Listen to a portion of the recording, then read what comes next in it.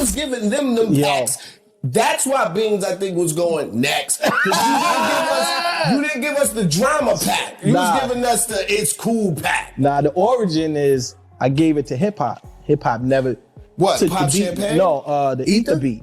Hip hop. Hip hop, yeah. The super A&R hip hop. Yeah. Didn't pick Ether beat. I gave it to him on a CD. They brought him to the block. Don't worry, hip hop will be on this couch. Yes. I said, yo, get us the whole. Mm-hmm. I think he said, yeah.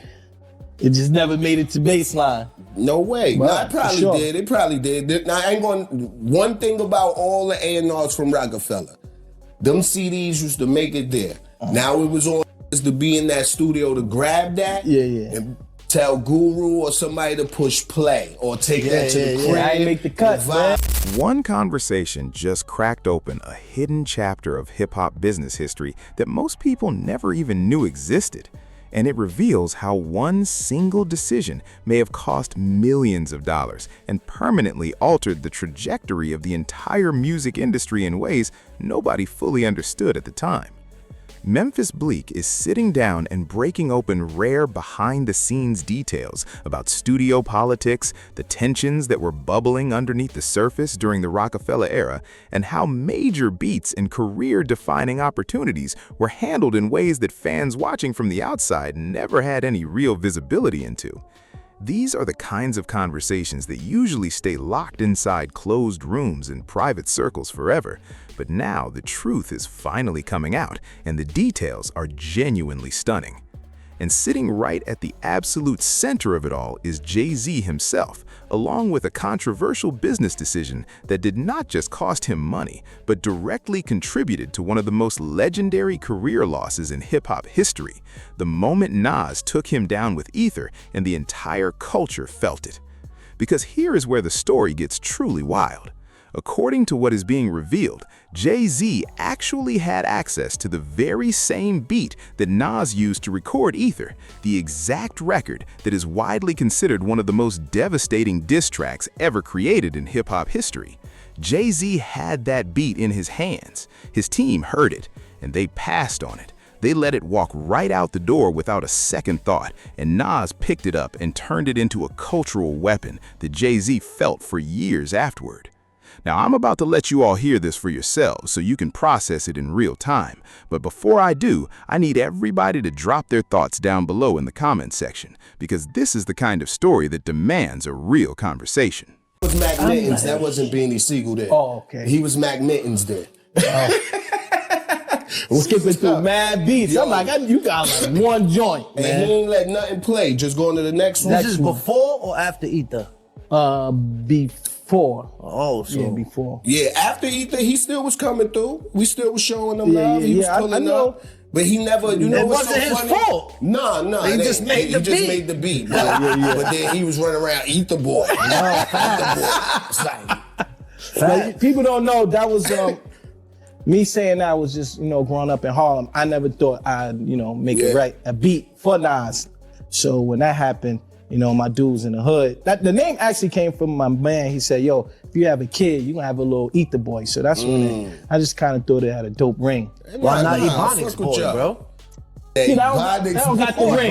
God bless Big L, but Yo, chill. Why not I'll whip your head, boy? His samples, Ron don't do that. He do the hard body shit, smacking you in your face. So it's like both ways. It's gonna make you want to boom something, but we bringing that boom back to hip hop. You know what I'm saying? Yo, Ron is my man, right? But when it was drama, he fueled all the enemies. It was drama with Dipset. Here go Jim Jones, Champagne on the top. Like, the Jewels, what? It was like the Nas. It was like fair, but you in baseline. Why you was giving them packs? That's why Beans, I think, was going next. Because you didn't give us the drama pack. You was giving us the it's cool pack. Nah, the origin is I gave it to hip hop. Hip hop never. What? Pop Champagne? No, the Ether beat. Hip hop. Hip hop, yeah. The super A&R hip hop. Yeah. Didn't pick Ether beat. I gave it to him on a CD. They brought him to the block. Don't worry, hip hop will be on this couch. Yes. I said, yo, get did it to Hov. I think he said, yeah, it just never made it to baseline. No way. Well, No, it probably sure. did. It probably did. Now, I ain't going. One thing about all the A&Rs from Rockefeller, them CDs used to make it there. Now it was on to be in that studio to grab that. And tell Guru or somebody to push play or take that to the crib. I ain't make the cut, and vibe man. with it. Yo, I'm gonna keep it real though. Like, eat the beat. If you looking for classic Ron Brow's production, that's not it. You know what I'm saying? That's not the Ebonic, the boom hip. The Ether don't really have. They got like Nah, you ain't gonna drums, you know what I'm disrespect saying? it to be like that. Yo, it's you hard. about to have mad queens. It's drama. hard. It's a You hard. broke nigga, I though, guess so I'm this was glad the you setup saying this. Bleek was I'm talking with about. you, my nigga. Feel me? That shit ain't all that, my nigga. Word up, my G. So Now the I'm setup with is you it. in the The drama. setup is it.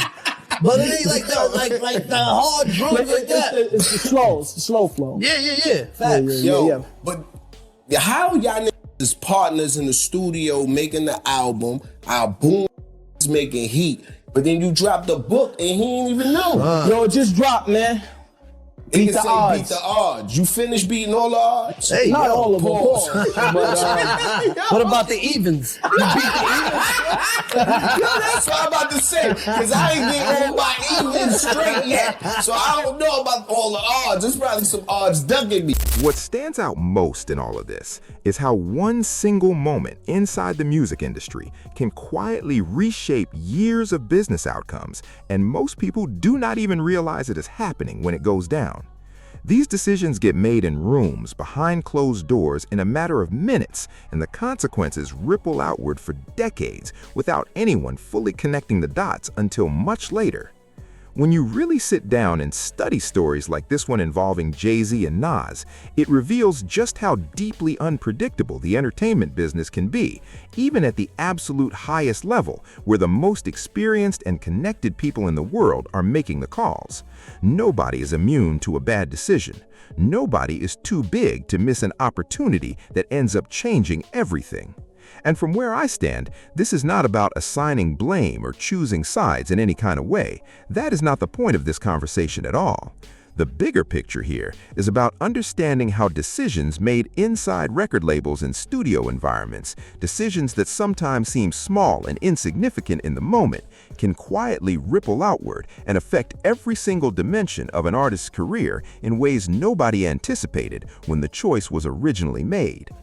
Now, what makes this story even more fascinating is that despite everything, things ultimately worked out at an extraordinarily high level for both Jay-Z and Nas on the business side of things. Both men made the transition from music into equity-driven wealth creation, but they took completely different roads to get there.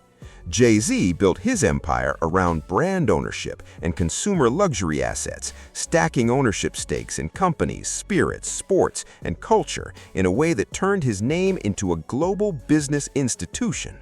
Nas, on the other hand, carved out a reputation as one of the most respected early-stage tech investors to ever come out of hip-hop, quietly building a portfolio of startup equity wins that multiplied dramatically over time and earned him serious credibility in Silicon Valley circles that had nothing to do with music at all. So let me ask you all something directly. Do you think Jay-Z's brand-driven empire or Nas's tech investment strategy represents the smarter long-term move in today's economy? And which one do you believe had the bigger and more lasting impact on reshaping how rappers approach business and wealth building today? Jay-Z or Nas? Let me know your thoughts down below in the comments section, and make sure you like and subscribe. Peace.